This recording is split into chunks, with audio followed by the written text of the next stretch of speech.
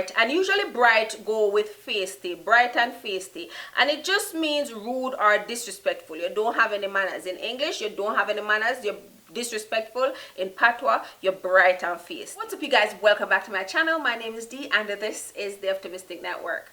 Today's video is going to be another Jamaican Patois for beginners lesson. As usual, you know we don't want to draw it out, so let's jump straight into the video.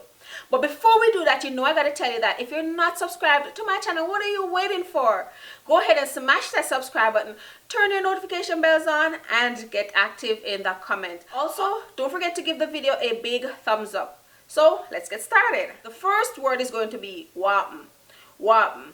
And it just means in English, what happened. What happened or what's happening. Wapen. Wapen.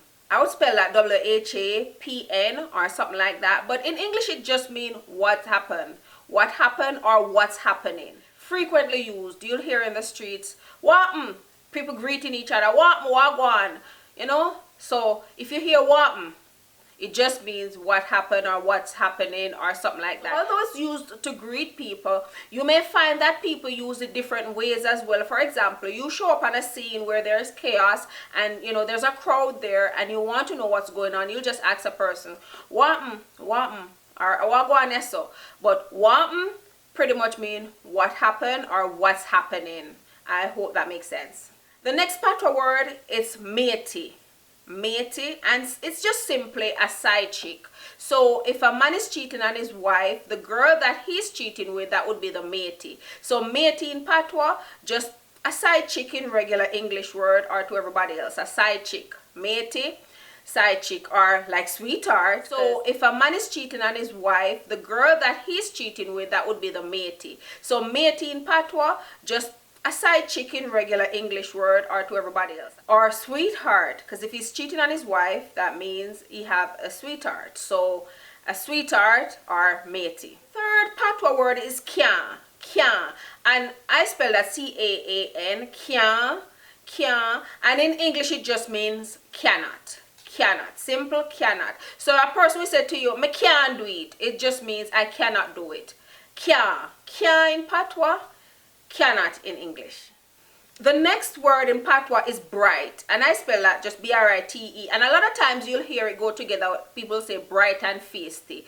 Bright and feisty just means out of order or no behavior in English. So a lot of times you'll hear people talk about a child who is bright and feisty or bright and out of order. It just means out of order, disrespectful, feisty. So basically the word bright in Patois just means a rude person. Bright, a rude person is bright. Also, when referring to a rude person, a Jamaican may call them rank. Rank. You're rank and brighty, or you're ranky because you're rude. But also rank just means to smell like urine. Right? If a child wet the bed, they'll wake up smelling like urine. So rank can mean smelling like urine, or it just means a rude person in Jamaican Patois. I hope that makes sense. The next Patois word is twang. Tuang. T-W-A-N-G. Tuang, and it just means to speak like a foreigner. Speak. A lot of times people say you just go foreign for 1 month and you come back a twang, you talk like a foreigner, you come back talking like a foreigner. Also, Jamaicans will say you're twanging if you're just talking standard English. If you don't talk Patois a lot, or you know, if you don't talk Patois in some circumstances, people will say, oh, look at your twang.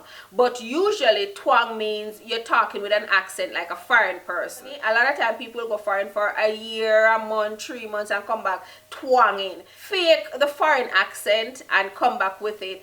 Oh, yeah, twang, you come back from foreigner, twang. So twang just means to talk like a foreigner. Patois kind of phrase, I wouldn't call it a word, it's a phrase because it's two little words, drape up. Drape up, D-R-A-P-E and hyphen U-P, drape up. It's just to hold a person by the collar or them pants waist or something. So a lot of times when people fighting, you'll hear that they drape them up. Or if your mother come for you in the streets or come for you somewhere that you shouldn't be, she'll drape you up and carry you home. So drape up just means to grab a person.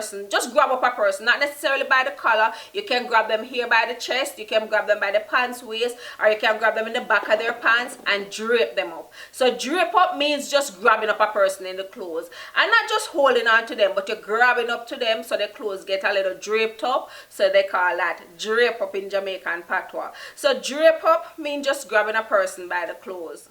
The 8th word is going to be zeen, Z-E-E-N, zeen. It's used in Jamaican Patois all the time, and it's just a person agreeing with you.